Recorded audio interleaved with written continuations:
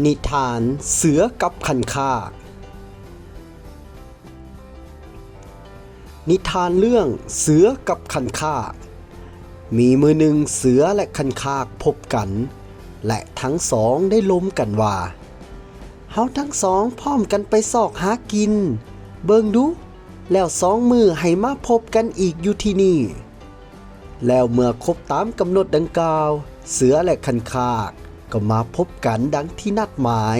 แล้วทั้งสองจึงได้ล้มกันว่า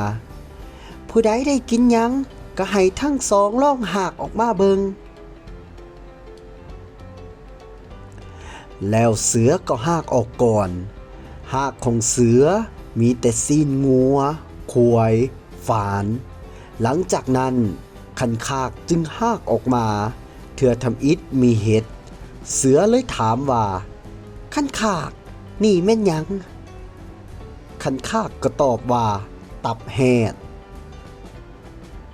หากออกเถื่อที่สองหากออกมาแม่นกลางหญ้าเสือถามว่านี่เด้แม่นหยังขันคากตอบว่างาสร้างหากออกเถื่อที่สามขันคากหากออกมาแม่นแกนหมักลำเสือเลยถามว่าอันนี้เด้แม่นอีหยังอีกขันคากตอบว่านี่แม่นตาเสือ